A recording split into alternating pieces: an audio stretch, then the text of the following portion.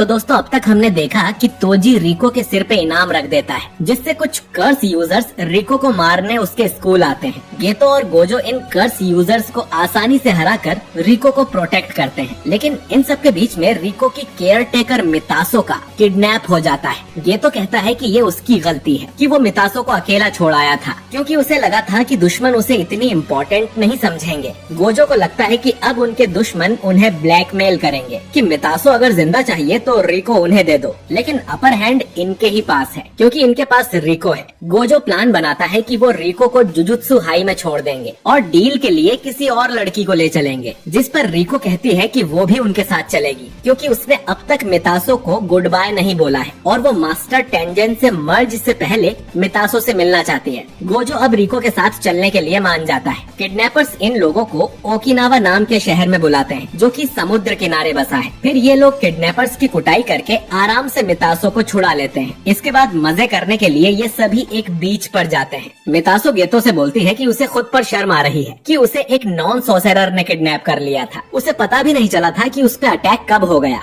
खैर, मितासो गेतो से पूछती है कि क्या वो लोग सच में एयरप्लेन से ही शहर में आए थे और उन पर अटैक्स नहीं हुए। गेतो बताता है कि गोजो की आंखें अच्छी हैं। उसने प्लेन में बैठे हर एक पैसेंजर को करीब से चेक किया था और जब वो लोग हवा में थे तब भी गेतो का एक कर्स स्पिरिट उनके प्लेन पर नजर रखे हुए था। पर गेतो को समझ नहीं आता कि किडनैपर्स ने उन्हें यहाँ क्यों बुलाया, जिस पर मितासो कहती है कि शायद उनका टाइम वेस्ट करने के लिए, क्योंकि कल शाम को रिको टेंजन से मर्ज होने वाला है। मितासो को ये भी डर था कि जब वो वापस जाएंगे तब कहीं एयरपोर्ट पर उन पे हमला न हो जाए, जिस पर गेतो बताता है कि उन्होंने ऑलरेडी 2 सॉसेरर को एयरपोर्ट पर बुला कर रखा है वहाँ की देखरेख करने के लिए। ये सॉसेरर्स फर्स्ट ईयर के नानामी और हाइबारा थे, जिन्हें हमने सीजन 1 में देखा था। हाइबारा इस मिशन के लिए काफी खुश था। वहीं नानामी कहता है कि अगर कोई तूफान आ गया और फ्लाइट्स कैंसिल हो गई तो उनके सारे किए कराए पर पानी फिर जाएगा। बीच पर घूमने आने का प्लान गोजो का ही था और वो दोनों यहाँ पर बहुत मजे कर रहे थे। ये तो अब गोजो से कहता है कि वापस जाने का टाइम हो चुका है, जो सुनकर रिको थोड़ी उदास हो जाती है। गोजो ये देख लेता है और गेतो से कहता है कि हम कल सुबह यहाँ से निकलेंगे, क्योंकि वैसे भी मर्ज कल शाम को है। गोजो आगे कहता है कि उनके लिए टोक्यो से ज्यादा सेफ ये शहर है, क्योंकि यहाँ पर बहुत कम कर्स यूजर्स हैं और कल सुबह रिको के सिर पे लगी बाउंटी भी हट जाएगी तो टोक्यो पहुँचने पर उन्हें कोई खतरा नहीं होगा।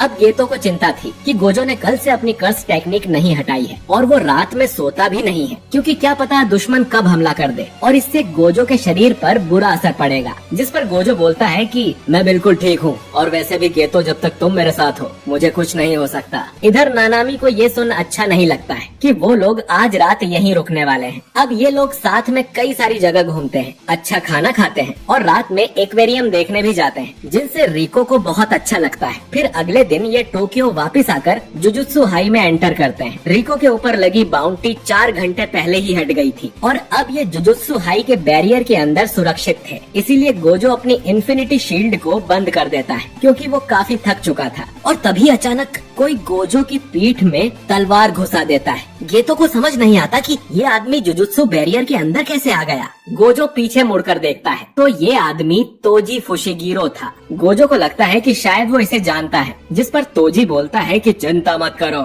मुझे भी लोगों के नाम याद नहीं रहते।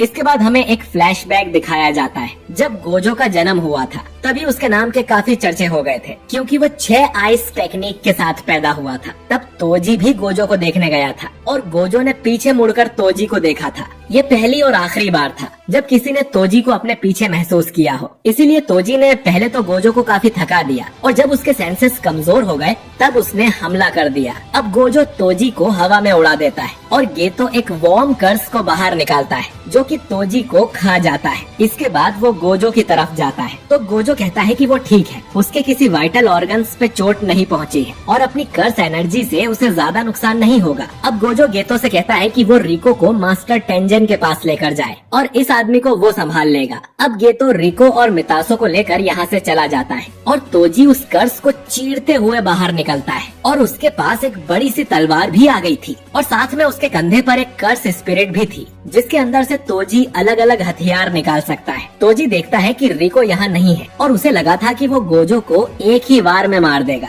गोजो उसका मजाक उड़ाते हुए कहता है कि रिको की बाउंटी तो पहले ही खत्म हो गई है, जिस पर तोजी रिवील करता है कि उसी ने तो बाउंटी लगाई थी ताकि गोजो बाकी लोगों से लड़ने में उलझा रहे, और जब बाउंटी हट जाएगी तो गोजो को लगा कि अब सब ठीक है और उसने अपनी टेक्निक बंद कर दी। अब गोजो अपनी टेक्निक ब्लू से तोजी पर अटैक करता है, लेकिन तोजी इतना तेज था कि वो उसकी टेक्निक से बच जाता है। तो दोस्तों असल में तोजी हेवनली रेस्ट्रिक्शन के साथ पैदा हुआ था, जिससे उसके अंदर बिल्कुल भी कर्स एनर्जी नहीं है, लेकिन उसके बदले में वो बहुत ही ज्यादा ताकतवर है। इसी ताकत से अब तोजी बिजली की रफ्तार से गोजो पर अटैक करने आता है, लेकिन गोजो इस बार उसे दूर फेंक देता है। अब तोजी को पता है कि गोजो के पास लिमिटलेस टेक्निक है, जिससे उसके आसपास एक इन्फिनिटी शील्ड बन जाती है, तो उसके लिए भी तोजी के पास जरूर कोई तो प्लान होगा। गोजो को लगता है कि उसका कर्स्ड टूल ही उसका हुक्म का इक्का है, पर वो उसे अपने करीब ही नहीं आने देगा। लेकिन तोजी अब इतनी जल्दी अपनी जगह बदल रहा था कि गोजो को पता ही नहीं चलता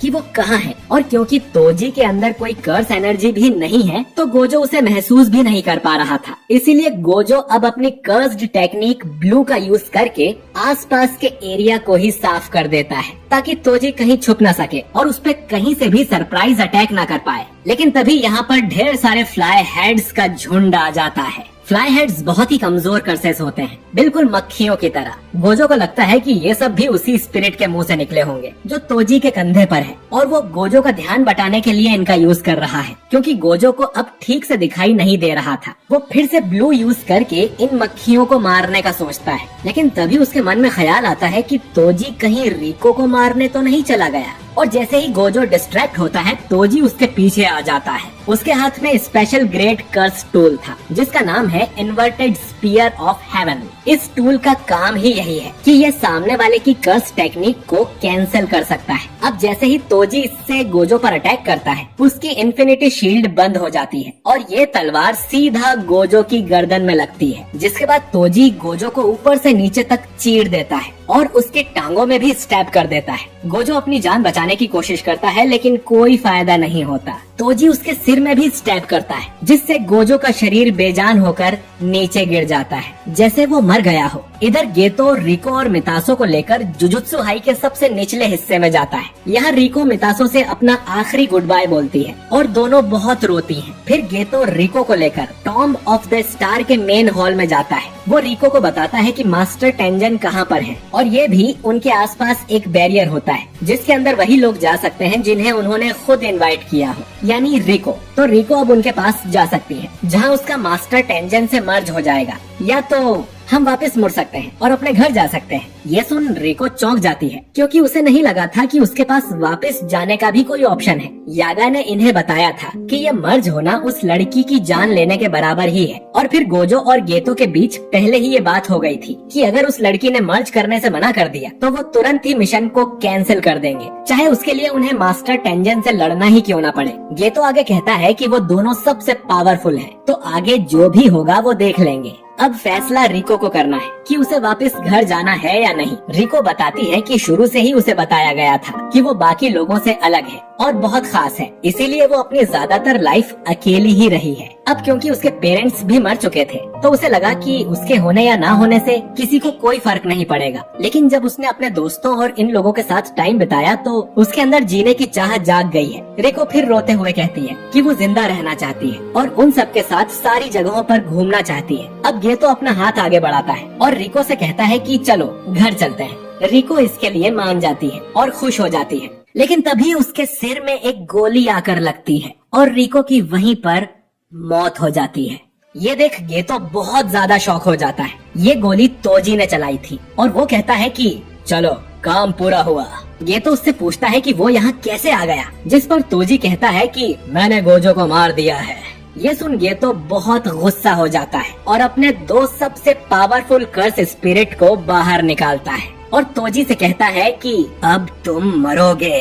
और ये एपिसोड यहीं पर खत्म हो जाता है। तो दोस्तों मेरे हिसाब से तो ये अब तक का सबसे बेस्ट एपिसोड था और रिको की मौत सच में काफी सैड है। पर क्या गोजो सच में मारा गया है? क्या गेतो तोजी को मार पाएगा? और टेंजन का अब क्या होगा? क्योंकि मर्ज के लिए तो कोई है ही नहीं। ये सब हमें जानने को मिलेगा अगले एपिसोड में, तो उसे मिस ना करने के लिए